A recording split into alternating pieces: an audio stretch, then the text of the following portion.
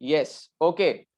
सो guys last week में हमने LLP शुरू कर दिया था जिसका फुल फॉर्म है लिमिटेड लायबिलिटी पार्टनरशिप, और मैंने आपको पहले ही क्या एमसीक्यू बता दिया था, इट्स अ हाइब्रिड ऑर्गेनाइजेशन, आएगा ही एग्जाम में, ठीक है। Hybrid organisation, do you know what is hybrid? Anyone in the class? Hybrid में क्या बताया था मैंने? हाँ रिद्धि चश्मा आई गया, बोलो चलो फटाफट। कंपनी प्लस पार्टनरशिप फर्म का combination, okay. So it's a hybrid, hybrid means combination of two entities, okay. So can you elaborate something about LLP? आपने लास्ट वीक में थोड़ा क्या जाना एलएलपी के बारे में? थोड़ा कुछ अगर आपको लिखने का बोले 2 मार्क में एलएलपी के बारे में बताओ, तो क्या लिखोगे? Indirectly I am trying to convey के शायद ऑफलाइन भी एग्जाम हो सकती है। Body corporate, body corporate, okay. Then separate legal entity. ये तो आप फीचर बता रहे हो, ऐसे पॉइंट पॉइंट में नहीं बताना है आपको, थोड़ा स्टेटमेंट यूज कर, पूरा सेंटेंस बनाना है और मुझे एक्सप्लेन करना है कि एलएलपी क्या है। I don't want the list of features, वो तो मैंने लिखवा दिया, वो आपको मालूम है, वही आपको स्टेटमेंट में यूज करके बोलना है। हाँ लवीना फ्रॉम सुबनपुरा, टेल मी, अगर मुझे आज एलएलपी सेटअप करनी है तो मैं किसके पास जाऊं? रजिस्ट्रार ऑफ कंपनीज के पास जाऊं कि रजिस्ट्रार ऑफ फर्म्स के पास जाऊं? क्योंकि दोनों कुबेर भवन में है, खाली 3rd एंड 4th फ्लोर का डिफरेंस है। एक मतलब मेरे को एक्स्ट्रा चढ़ना पड़ेगा और आरओएफ पे जाना पड़ेगा, कि नीचे 3rd फ्लोर पे आरओसी पे जाना पड़ेगा? आरओसी में सर। आरओसी में जવું પડે, वेरी गुड। सो एलएलपी को रेगुलेट कौन करता है? Registrar of companies. Yes, it is a company like partnership, it is a company like partnership. तो अगर आपको कोई ऐसा पूछे ना कि एलएलपी में ज्यादा फीचर्स किसके हैं, तो ज्यादा फीचर्स कंपनी के हैं, इसीलिए इसका एक फीचर आया बॉडी कॉर्पोरेट, इसीलिए इसका एक फीचर आया कॉमन सील, इसीलिए इसका एक फीचर आया सेपरेट लीगल एंटिटी, इसीलिए इसका एक फीचर आया लिमिटेड लायबिलिटी। 4-5 तो मैंने अभी बता दिए। और जो अच्छी अच्छी बात पार्टनरशिप फर्म की है, क्या पार्टनरशिप फर्म की क्या अच्छी बात है? कि मैनेजमेंट सेपरेट नहीं है, खुद ही पार्टनर्स मैनेज करते, तो वो अच्छी बात यहाँ पे लोग लेके आए। मिनिमम कैपिटल की जरूरत नहीं है, वो अच्छी बात यहाँ पे लोग लेके आए, बराबर है। और ये सब मैंने पिछले जूम सेशन पे एक्सप्लेन ऑलरेडी कर दिया है। Are you getting my point? LLP के बारे में थोड़ा समझ में आएगा। एक्ट का ईयर है 2008, लिख देना exam question 2008, 2008। Rutvi Dhruvi from Subhanpura, video on चाहिए। तो चलो now try to solve some of the questions from LLP, very very important, handmade, मैंने अभी अभी बनाया, बहुत ही फ्रेश है, एमसीक्यूज हो सकता है एग्जाम में आ जाए, बराबर है। कुछ क्वेश्चंस ऐसे हैं जहां आपको थोड़ा दिमाग लगाना पड़ेगा, थोड़ा कॉमन सेंस अप्लाई करोगे, और अगर कंपनीज एक्ट के बारे में थोड़ा भी पढ़ा है तो वो तुक्का सही हो जाएगा, तुक्का भी सही हो जाएगा, सही बोल रहा हूं, क्योंकि प्रोविजंस ऑलमोस्ट सिमिलर हैं। चलो तो शुरू करते हैं। ओके, एक मिनट।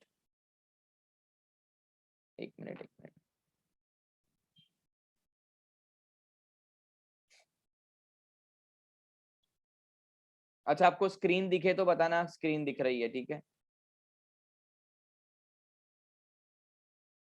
बोलो यस और नो। Yes sir. चलो okay fine. See, as I told you, many features are very similar like partnership and company, so शायद मेरे को एक्सप्लेन करने की भी जरूरत नहीं पड़ेगी। Like you can see on the first question itself, minimum dash partners are required in partnership, sorry, in LLP. Minimum dash partners are required in LLP. कम से कम कितने पार्टनर्स चाहिए LLP को फॉर्म करने के लिए? 3 2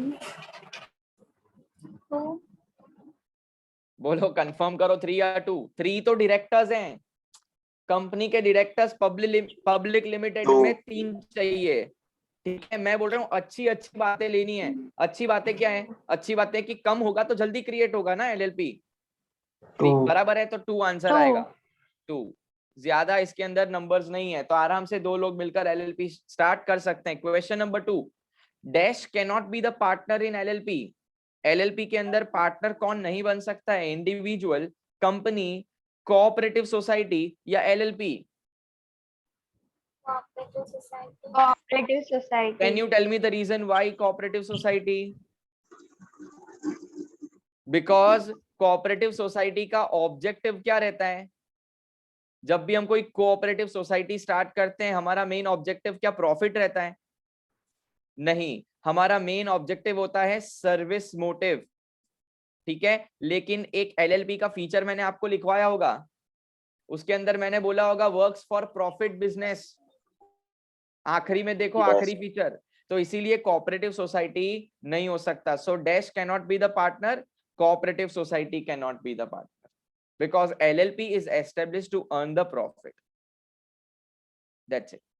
कोऑपरेटिव सोसाइटी जनरली सेवा करती है, कोऑपरेटिव सोसाइटी जनरली सेवा करती है, ठीक है, इसीलिए वो यहाँ पे नई पार्टनर बन सकती है। नेक्स्ट आगे, dash can not be the partners in LLP, unsound mind, insolvent, All of All the of the above. all of the above. All of So as I told कि this question is very similar to the topics we studied from the very beginning of online sessions, that is Contract Act. उसमें हमने जब पढ़ा था ना capacity of persons parties to contract, उसमें यही था। चलो question number 4, the one who subscribes the name to incorporation document. अच्छा, यहाँ पे होना चाहिए the one who subscribes the name first, यहाँ पे क्वेश्चन में होना चाहिए फर्स्ट, मतलब जो पहले साइन करता है इनकॉर्पोरेशन डॉक्यूमेंट को। लाइक फॉर एन एग्जांपल कि ये इनकॉर्पोरेशन डॉक्यूमेंट तैयार हो गया है, बस अब खाली पार्टनर्स की सिग्नेचर बाकी है, यहाँ पर साइन क्रॉस करके रेडी है, यहाँ पर कोई पार्टनर ऐसे सिग्नेचर कर देता है, तो ये जो बंदा सिग्नेचर करता है पहले, उसको हम क्या बोलते हैं, वो क्वेश्चन है। डायरेक्टर बोलते हैं, फर्स्ट पार्टनर बोलते हैं, इमरजेंसी पार्टनर बोलते हैं कि all of the above? Director बोलते हैं, फर्स्ट पार्टनर बोलते हैं, इमरजेंसी पार्टनर बोलते हैं, या ऑल ऑफ द अबोव? पहले तो आप बात सुन लीजिए, एलएलपी में है लिमिटेड लायबिलिटी पार्टनरशिप, तो ऑलवेज वो लोग पार्टनर ही रहते हैं, डायरेक्टर तो आएगा ही नहीं। इमरजेंसी पार्टनर जैसा कुछ नहीं है, बी आंसर आएगा, बी फर्स्ट पार्टनर आंसर आएगा, बराबर है। चलो आगे बढ़ते हैं, question number 5, partner can not run the business alone for more than 6 months। कहने का मतलब क्या है, दो पार्टनर थे ए एंड बी, बी ने बोला कि I want resignation, he gone, he went आएगा, ही गॉन नहीं आएगा, ग्रामर मेरा खराब है और इंग्लिश मैंने ही पढ़ा है, वो बात भी अलग है। ए अब अकेला रह गया है, ठीक है, और वो कितने महीने तक अगर एलएलपी चालू रखता है तो प्रॉब्लम नहीं है, लेकिन इतने महीने से ज्यादा क्रॉस हो गया, एक्सीड हो गया, तो फिर वो पर्सनली लायबल रहेगा। 6 months. This is very similar to companies act जो हमने पढ़ा, आंसर आएगा 6 months। मतलब अकेला इंसान एलएलपी चला सकता है, वैसे चलानी नहीं चाहिए, ढूंढ लेना चाहिए कोई दूसरा पार्टनर। 6 महीने का समय है, 6 महीना अकेला चलेगा, 6 महीना से एक भी दिन एक्सीड हो गया तो you are violating the law, you will be held personally liable for all the liabilities. फिर ऐसा मत बोलना कि हमारी लायबिलिटी लिमिटेड थी, मेरा घर क्यों बिका, बेचना पड़ेगा, तुमने गलती करी है। आगे, liability of partners in LLP is dash, limited. Indirectly मैंने बता दिया था ऊपर ही, तो आंसर आएगा लिमिटेड। वेरी गुड, चलो आगे बढ़ते हैं। Question number 7, partners to whom responsibilities for the work is assigned. देखो बहुत सारे काम होते हैं, for an example digital signature करवाना, डीएससी, ये बहुत ही बड़ा टास्क है, आधार कार्ड दो, ओटीपी आएगा, कैप्चा कोड डालो, ठीक है। तो पार्टनर्स लोग क्या बोलते हैं, एक पार्टनर को असाइन कर देते हैं कि तू ये सब संभाल ले, क्या क्या, लेट्स से डीएससी निकलवाना, फिर ये जो फॉर्म फाइल करने होते हैं, फॉर्म 2, 3, 4, ठीक है, उसके बाद डीआईआर फॉर्म्स होते हैं, उसके बाद एनुअल फॉर्म्स होते हैं, उसके बाद profit and loss, balance sheet, उसके बाद cash flow statements, etcetera etcetera etcetera, government की वेबसाइट पे जाके अपलोड करना पड़ता है। अब ये अलग अलग लोग करेंगे ना, तो हमको आइडिया नहीं आएगा कि कौन क्या कर रहा है, तो इससे अच्छा किसी एक इंसान को ये टास्क ही दे दो। Division of work, Henry Fayol का प्रिंसिपल आप लोग 12th स्टैंडर्ड में पढ़े हो, उसमें आपने यही सीखा है कि काम को डिवाइड कर लो, जो जिसको ज्यादा आता है कैपेबिलिटी एंड एबिलिटी के हिसाब से डिवाइड कर लो। यहाँ पर भी ऐसा ही होगा, धंधा कोई और संभालेगा, सारी फॉर्मेलिटीज कोई और संभालेगा, और जिसको हम जो काम है कि तो हम क्या बोलते हैं, ये टास्क किसके लिए है, इसको क्या बोलते हैं उस पार्टनर को, एक्टिव, रिस्पॉन्सिबल, डेजिग्नेटेड या all of the above. Exam का सबसे इंपॉर्टेंट टॉपिक एलएलपी का आंसर आएगा C, designated partners. Very very important question from exam point of view. LLP में एक ही इंपॉर्टेंट चीज है, डेजिग्नेटेड पार्टनर्स, मतलब they are designated, they have given the task, they have been allotted the task, ये वो लोग काम करेंगे। अगर तुम्हारा डेजिग्नेटेड पार्टनर का एक बार रिस्पॉन्सिबिलिटी आ गया और उसमें लिस्ट में जो भी काम लिखा है तुमने अगर नहीं किया तो तुम पर्सनली लायबल हो जाओगे। पर्सनली बोल रहा हूं मैं, मतलब तुमको जो काम किया दिया है वो तो करना ही पड़ेगा, unless and until some emergency arises, unless and until you make a memorandum and give the task to others, unless and until you have communicated to other partners। जाग रहे हो?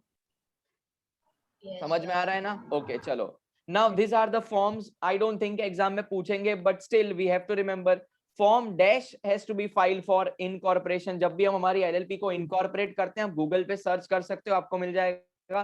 फॉर्म 2 बेसिक डिटेल्स होती हैं, ठीक है, company का name होता है, कंपनी का एड्रेस होता है, पार्टनर्स कौन से हैं, पार्टनर्स का रेसिडेंशियल एड्रेस, ऑफिस का एड्रेस, लाइट बिल अपलोड करो वगैरह, फॉर्म 2 में आ जाएगा। बहुत सिंपल है, याद रखना है इनकॉर्पोरेशन के लिए फॉर्म 2। आगे पार्टनर्स खुद अपनी डिटेल्स भी डालेंगे कि मेरा नाम क्या है, मैं कहाँ रहता हूँ, ठीक है, मेरा डेजिग्नेशन क्या है, मैं कब ज्वाइन हुआ, क्या कैपिटल लेके आया, सारी डिटेल्स पार्टनर भी भरेंगे। पार्टनर में फॉर्म 4 आएगा। मैं कैसे याद रखता था, when I was studying in CA IPCC CA final पे जब आता था तो मैं तब है ना PS4 बहुत ट्रेंडिंग था। PS4 play station 4 trending hot topic था कि सबके घर पे PS4 हुआ करता था, तो मैंने ना ऐसे PS4 बना दिया कि पार्टनर है तो 4, ऐसा इस तरीके से मैं याद रखता था, तो मैंने बता दिया, ठीक है, परिधि नहीं लगा, कोई प्रॉब्लम नहीं। आगे question number 10, ROC will register the LLP within dash days।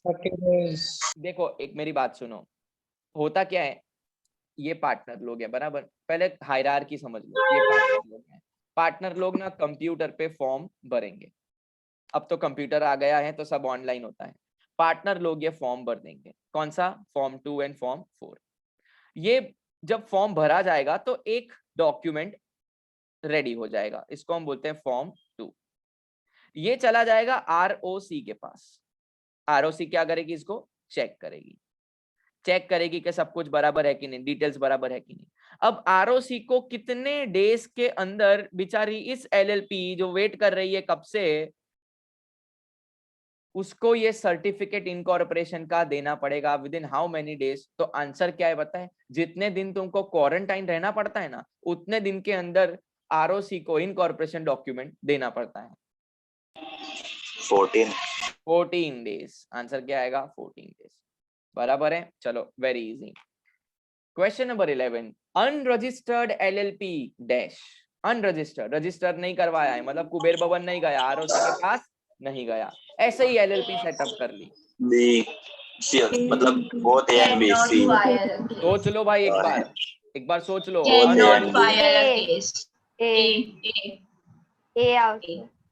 अब मैं बोल रहा हूँ, सब चुप हो जाएंगे। Unregistered LLP dash can not file a case. Unregistered LLP case file नहीं कर सकती है, ठीक है। कैन बी स्यूड, उस पर केस हो सकता है, ठीक है। Both A and B and none of the above. अब बोलो का बराबर बोला था, C आंसर आएगा। सर सॉरी C आंसर आएगा भाई। सर कैन बी और कैन नॉट बी में कंफ्यूजन। हाँ, मैंने जानबूझ के ऐसा रखा है। चलो क्वेश्चन नंबर 12, चूज करेक्ट LLP नेम। इनमें से जो भी आपको करेक्ट लगे वो बताओ। ABC and company, LLP, ABC associates limited. याद रहे LLP की लायबिलिटी लिमिटेड रहती है, तो देखो नीचे लिमिटेड लगाया भी है। अब आप बोलो क्या होगा। सी। ये साक्षी पटेल फ्रॉम OP रोड, आप कुछ बोलिए, क्या आंसर आएगा। डी आंसर आएगा, डी।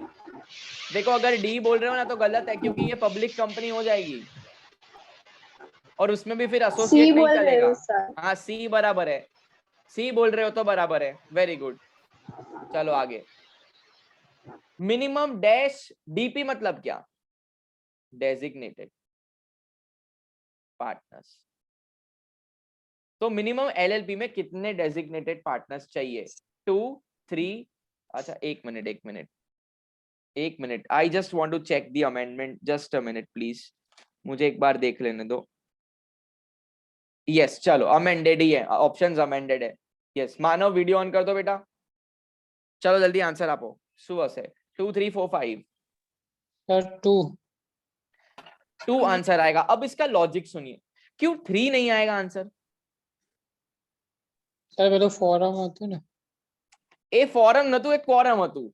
એટલે quorum તને ફોરમ કેમ યાદ આવે છે મને ખબર નહીં, જે પણ છે। કોણ છે? ઈશાન છે? ઈશાન? સર માનવ જ બોલ્યો તો હા માનવ, ઓકે। તો ખબર નહીં મને ફોરમ કોણ છે, પણ ક્વોરમ કોણ છે મને ખબર છે, બરાબર। ફોરમ મારા ક્લાસમાં એક છોકરી હતી। ચલો આગળ વધીએ, હવે મને યાદ ના પાઓ। Minimum dash DPR, minimum dash DPR required. चलो मेरी बात सुनो, अभी टाइम पास ये सब में तुमको बहुत मजा आता है, पढ़ने में मजा नहीं आता, मुझे मालूम। 3, 4, 5 ये इनमें से ये ऑप्शन नहीं हो सकते। इसका रीजन देखो, अगर लॉ में 3 लिखा होता कि 3 डीपी चाहिए, तो एक लॉ वायोलेट हो जा रहा है कि आपने बोला मिनिमम 2 आर रिक्वायर्ड पार्टनर्स, तो हमने 2 से शुरू किया। अब आप दूसरे लॉ में बोल रहे हो मिनिमम 3 रिक्वायर्ड है, तो 2 लॉ वायोलेट और कॉन्ट्राडिक्ट हो रहे हैं ना, आपस में झगड़े कर रहे हैं। इसीलिए यहाँ पे ऑलवेज याद रखना है दोनों डेजिग्नेटेड पार्टनर्स होने चाहिए। 2 मतलब अगर आप 4 पार्टनर से शुरू कर रहे हो तो उसमें से कोई भी 2 आप डेजिग्नेटेड पार्टनर बना दो। 10 से शुरू कर रहे हो, 2 या 2 से ज्यादा हो सकते हैं डेजिग्नेटेड पार्टनर्स, चीज खबर पड़े છે। પણ એકલો તો એલએલપી ચાલુ જ ના થાય, 2 થી ચાલુ કરો તો ઠીક છે, બંને ડેઝિગ્નેટેડ પાર્ટનર્સ હોવા જોઈએ। Very easy. આગે question 14, at least one DP out of these 2 which are necessary, at least one must be resident, okay। और रेसिडेंट मतलब इंडिया में प्रेजेंट कितने दिन रहा था प्रीवियस ईयर में, ये आपका एसवाई बीकॉम का नॉलेज टेस्ट कर रहे हैं। 180 days 180 नहीं था, 182 182 था, 182 डेज, 182। याद करो, मैंने ही पढ़ाया है, ऐसा मेरा इंसल्ट मत करो। याद नहीं आ रहा है क्या? मैंने आपको बेसिक कंडीशन समझाई थी। एक ही कंडीशन पहली इसमें आपको यहाँ पे लगानी है, he must be present in India for at least 182 days, बराबर। चलो next question 15, in case of fraud, अगर कोई पार्टनर फ्रॉड करता है या कोई पार्टनर जो फ्रॉड करता नहीं है लेकिन फ्रॉड के बारे में मालूम है और अलाउ करता है, उन लोगों की लायबिलिटी क्या रहती है? लिमिटेड के अनलिमिटेड? अनलिमिटेड। तो मतलब आप एलएलपी का ढांचा नहीं यूज कर सकते हैं फ्रॉड करने के लिए, फ्रॉड करोगे तो लायबिलिटी तो अनलिमिटेड ही रहेगी। Next, vacancy of designated partners has to be filed within how many days, मतलब 3 पार्टनर्स हैं, उसमें से 2 डेजिग्नेटेड थे, DP1 DP2। अब ये पार्टनर बोल रहे हैं मैं जा रहा हूं, ठीक है। अब क्या हो गया, ये नॉर्मल पार्टनर हो गया, ये DP1 हो गया, तो एक कुर्सी खाली पड़ी है।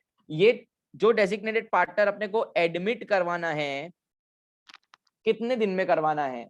30, 40, 50, 60। सो ऑलवेज रिमेंबर, जनरली अगर आपको तुक्का मारना है ना, आपको ऐसा लग रहा है ना कि मुझे इस पे कुछ मालूम ही नहीं है, तो मैं आपको बता रहा हूं, तुक्का मारो तो 30 डेज पे मारना, क्योंकि मैक्सिमम लॉ के अंदर 30 डेज है। तुक्का मारना नहीं चाहिए, लेकिन अगर कुछ भी आगे पीछे का समझ में नहीं आता, अभी इसमें क्या समझ में आएगा 30, 40 में? कोई इसमें रूल नहीं है, इनफैक्ट सब रूल ही है, कोई लॉजिक नहीं है। 30, answer will be 30 days. Next question, no meetings are to be held compulsory in LLP, बोलो ट्रू या फॉल्स? false आपने फॉल्स बोला, वो फॉल्स है, मतलब आंसर ट्रू है। ट्रू। देखो मेरी बात सुनो, कंपनी फॉर्म करते हो तो एक तो बीओडी मीटिंग आ गया, एक तो ईजीएम आ गया, ये एजीएम आ गया, कितने सारे इसमें क्वारम, इसमें क्वारम क्वारम, अभी किसी ने फॉरम बोला था इसलिए बोल रहा हूँ, बराबर। तो गाइस ये सब है ना, ये झंझट है यार, ये एजीएम अरेंज करो, ये सबको नोटिस भेजो 21 दिन पहले, 7 दिन पहले बीओडी में सबको बुलाओ, ये खाने, अगर फिजिकल मीटिंग होती है तो ये दूसरा एक टेंशन के भाई चाय बिस्किट का कुछ अरेंजमेंट करना पड़ेगा, there are an number of problems, management difficult है। और एलएलपी में क्या बोला है कि हम लोग आपका मैनेजमेंट इजी कर देंगे, सारी जो गलत चीजें वो हटा देंगे। तो आंसर क्या है? कंपलसरी मीटिंग है ही नहीं एलएलपी के अंदर। तुम पार्टनर्स को मीटिंग करनी है बिजनेस के लिए तुम करो, लेकिन कंपलसरी लॉ में नहीं है कि इतनी मीटिंग करनी ही चाहिए, समझे? आगे, audit in LLP is dash, compulsory, not compulsory, not compulsory. सोच Not समझ के आंसर compulsory. देना। ऑडिट का मतलब समझ लेना, to give the opinion that everything is true and fair. आप मेरे से ज्यादा समझते हो क्योंकि आप दो दो टीचर के पास पढ़ते हो। कंपलसरी, नॉट कंपलसरी, एनसी देख लेना, मैं कुछ नहीं बोल रहा, आप एक बार सोच समझ कर आंसर देना। ऑडिट क्यों जरूरी है इसको ध्यान में रखते हुए आंसर देना। यस, निजामपुरा से सिमरन बोलिए। कंपलसरी। देखो, अगर कंपलसरी कर देते तो मेरा पहले साल का 10 रुपया प्रॉफिट होता। बहुत गरीब है हमारी एलएलपी, तो भी ऑडिट करना पड़ता। वो सीए 3000 सी। लेके जाता 10 रुपए में। इधर पैसा ही नहीं है, 3000 ऑडिट फी मांग रहा है सीए। ये तो 10 रुपया पॉसिबल नहीं है, तो खाली एग्जाम्पल लिया है मैंने, बराबर है। अगर मैंने कंपलसरी नहीं किया और 100 करोड़ का टर्नओवर हो गया एलएलपी का, और इसमें कोई फ्रॉड हो गया तो चेक कौन करेगा? इसीलिए सी आंसर आएगा। प्रोविजन सुन लेना कि अगर आपका कैपिटल 25 लाख से एक्सीड हो रहा है, या तो फिर और आपका पिछले साल का टर्नओवर 40 लाख से एक्सीड हो रहा है, दोनों में से कोई एक या दोनों, ऑडिट कंपलसरी हो जाएगा। मतलब 40 लाख तक प्राइवेट कंपनी 50 लाख હતું શું હતું? 50 લાખ હતું 40 lakhs છે, ક્યાં જોયું 50 lakhs? લાસ્ટ લાસ્ટ યર ક્યાં આવ્યું એલએલપી? તમે ભણ્યા એલએલબી છો? નહીં બીજું છે ના, એ બીજું છે બેટા, એ અલગ છે। आंसर सी આવશે। 40 lakhs तक कोई ऑडिट की जरूरत नहीं है। चलो आगे बढ़ते हैं, लास्ट 2 क्वेश्चंस। सर बीएसएनएल में तो था नो मैंडेटरी ऑडिट। बीएसएनएल में था नो मैंडेटरी ऑडिट। कौन सा? अच्छा, बीएस नो मैंडेटरी ऑडिट ही हुआ ना, ये कंपलसरी तो नहीं है ना। तुम्हारा टर्नओवर एक्सीड हो रहा है इसीलिए करवा रहा है। Okay sir. कोई तो लिमिट रखनी पड़ेगी, अदरवाइज फ्रॉड हो जाएगा ना। अगर तुमको मालूम ही है कि कोई चेकिंग ही नहीं होने वाला है, अगर तुमको मालूम ही है कि 11:30 बजे भी रात को हम निकले, यहाँ पे पुलिस वाला नहीं होता है, तो आप बिना मास्क निकलने ही वाले हो, क्योंकि आपको पता है कोई चेक ही नहीं है, कोई चेक करने वाला नहीं है, बराबर, कोई कंट्रोल ही नहीं है। इसीलिए यहाँ पे कंट्रोल रखा हुआ है 40 लाख का, ताकि कोई फ्रॉड ना हो जाए। चलो आगे बढ़ते हैं। मिनिमम पार्टनर्स कैपिटल, भाई जब एलएलपी चालू करते हैं तो पार्टनर्स को बोला जाता है मिनिमम इतना तो होना ही चाहिए एलएलपी के अंदर, नहीं तो फिर एलएलपी रजिस्टर्ड नहीं होगी। बोलो कितना? 1 lakh 1 lakh, 2 Not- lakh, 5 lakh? Not prescribe. Not prescribe. बाकी सब क्या कर रहे हैं? सब क्या मुझे देखने तो एक बार, क्या कर रहे हैं सब? ओके, यस कृतार्थ ओपी रोड से, जरा बताओ तो क्या लग रहा है इसमें, क्या आंसर दोगे? Minimum partners capital required in LLP is dash. I don't know sir अरे 4 में से कोई एक ही बताना है, बताओ। 50-50 का ऑप्शन देता हूँ, रुको मैं 50-50 करके देता हूँ आपके लिए। 2 गलत जवाब मिटा दिए जाएं। बोलो चलो, आपके लिए मैंने उड़ा दिए 2। डी ए या डी में से आप क्या बोल रहे हो? D. D D very good, देखा आपको मालूम था ना, आपने पहले क्यों ऐसा बोला कि मुझे नहीं आता? डी आंसर है, नॉट प्रिस्क्राइब, बराबर है। You can start with any amount, there is no requirement of minimum capital. And the last, maximum partners in LLP can be dash. Yes Rutvi, you can answer now. Maximum partners in LLP can be dash. Partners maximum बोल रहा हूँ, ज्यादा से ज्यादा कितने हो सकते हैं? 20, 50, 200 अनलिमिटेड। 50-50 का ऑप्शन नहीं क्योंकि ऊपर चला गया। यस बोलो।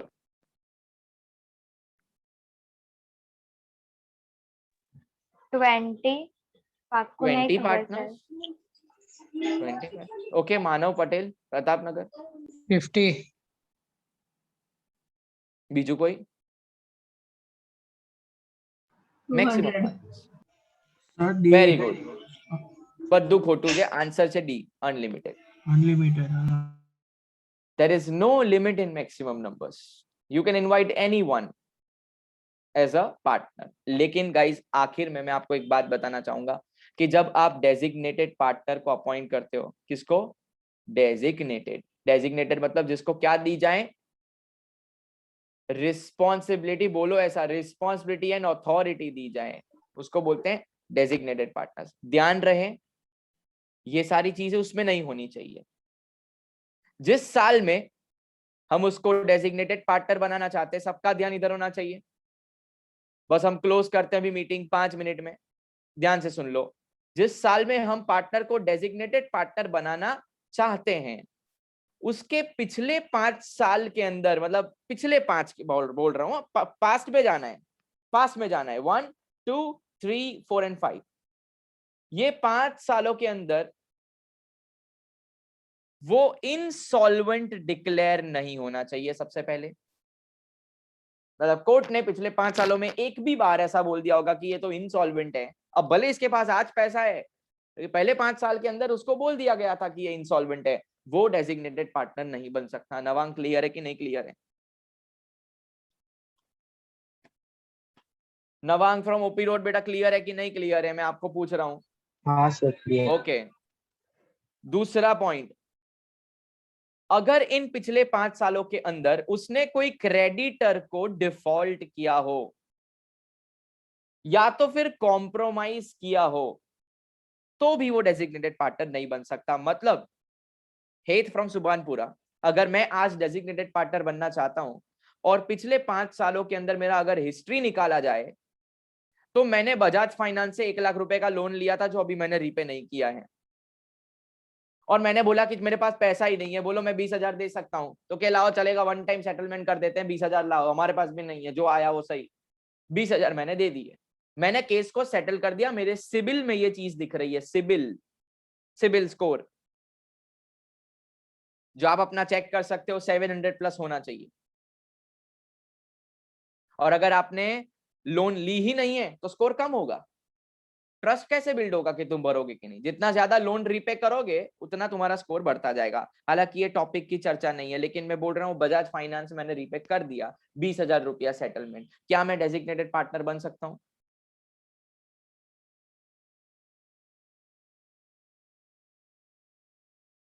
बोलो. नो. Answer is no. क्योंकि मेरी लायबिलिटी है, क्रेडिटर है, मैंने उसके साथ कॉम्प्रोमाइज कर दिया है, मतलब मेरे पास पैसा नहीं था, तो I can not be the designated partner. Number 3, पिछले 5 सालों के अंदर, 1 मिनट, यहाँ पे 5 इयर्स का नहीं है, यहाँ पे 5 इयर्स का नहीं है, मतलब ये जो थर्ड वाला पॉइंट है, इसमें no, not to see any years, not to see years. कभी भी मुझे जेल के अंदर जाना पड़ा हो, मॉरल लिखा है यहाँ पर, मॉरल टर्पिट्यूड. क्या लिखा है? Moral turpitude. मतलब मानहानि का केस मेरे पे दर्ज हुआ हो, या बोल सकता हूँ कि हैरेसमेंट का मेरे पर केस दर्ज हुआ हो, या बोल सकता हूँ पब्लिक पॉलिसी के अगेंस्ट में मैंने कुछ काम किया हो सकता हूँ मैं इंजेक्शन छुपा रहा हूँ मेरे घर पे, स्टेरॉइड्स, फेबिफ्लू, ये जो दवाइयां अभी बाहर रैकेट चल रहे हैं, अगर मैं उसमें, पता है ना नॉन बेलेबल है, अगर आप पकड़े जाते हो ना बेल भी नहीं होगी. अगर पिछले सालों में कभी भी मुझे मॉरल टर्पिट्यूड की वजह से जेल हुई है, 6 महीने से ज्यादा जेल, 6 मंथ से ज्यादा जेल, तो भी मैं डेजिग्नेटेड पार्टनर नहीं बन सकता. 6 महीने से कम जेल हुई है तो चल जाएगा. और बाकी चौथे पॉइंट में लिखा है कि any other situation where court held me as convicted.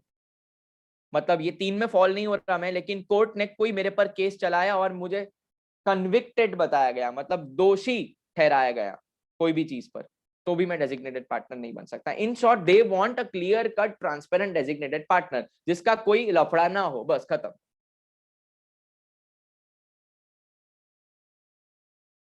बोलो समझ में आया सब? Yes sir. बस तो आज का लेक्चर यहाँ पर हो रहा है अपना खत्म। कल अपने मिलेंगे, एक छोटे से टॉपिक को लेकर हम चर्चा करेंगे, शायद 25-30 मिनट में अपना लेक्चर भी खत्म हो जाएगा। It is MSME, micro small and medium enterprise. अभी इसका सर्टिफिकेट बहुत लोग करवाते हैं, MSME का सर्टिफिकेट निकलवाते हैं। जो भी बिजनेसमैन है उनको पता होगा, घर पे अगर आप पापा मम्मी बिजनेस कर रहे हैं, MSME का सर्टिफिकेट, जिससे बहुत सारे फायदे हैं, लोन मिलती है आपको, सब्सिडी मिलती है, उसके बारे में कल जानेंगे क्योंकि सिलेबस में वो है। नाउ स्टूडेंट्स, अगर आप कॉलेज के लेक्चर्स अटेंड करते हो या आप में से किसी को पता हो कि कॉलेज में क्या चल रहा है, ऐसा कोई है अभी यहाँ पर? कॉलेज में मीटिंग्स वाला टॉपिक चल रहा है। कॉलेज में मीटिंग्स वाला टॉपिक चल रहा है, तो हम बहुत ही आगे हैं। मतलब यस। हमने जो किया है वो वहां पे करवाते हैं। हाँ, board of directors meeting, forum, ये सब वहां पे करवाया। बोर्ड ऑफ डायरेक्टर्स वाले आई थिंक नहीं कर रही, आज तो AGM वाली करवाई। AGM वाली करवाई। सारे टॉपिक्स कवर हो रहे हैं, आपने सब किया है? हाँ हाँ। ओके, ऐसा कोई भी टॉपिक आपको लगे कि जो हमने नहीं किया है, उसको जैसे ही आप देखो मुझे व्हाट्सएप कर देना आप। Okay sir. बराबर है? तो कल अपना क्लोजर हो जाएगा लॉ का। इतने ही टॉपिक्स है, LLP का इंट्रोडक्शन और MSME यूनिट 4 बहुत ही छोटा है, और फिर अपने चालू कर देंगे insurance. Okay, done for the day. Recording upload हो जाएगा, नहीं समझ में आया हो तो देख लेना। चलो, I am ending the session. जी, पैम्पलेट्स तो आपको मिल जाएंगे, लेकिन क्योंकि अभी अभी ये सब चालू है ना, 8 से 3 सब बंद था, तो प्रिंट नहीं निकल सकती थी। अब ये सब चालू हुआ है तो धीरे धीरे पैम्पलेट्स भी आपको मिल जाएगा, लेकिन जूम सेशन देखा करो, सारी चीजें उसमें आ गई। पैम्पलेट पढ़ के भी आपको ऐसा लगेगा आई नो दैट, बराबर? तो जूम सेशन देखो और नोट्स बनाओ, बराबर? चलो, ending the session, bye everyone, take care. Bye Bye, sir. sir. Bye bye.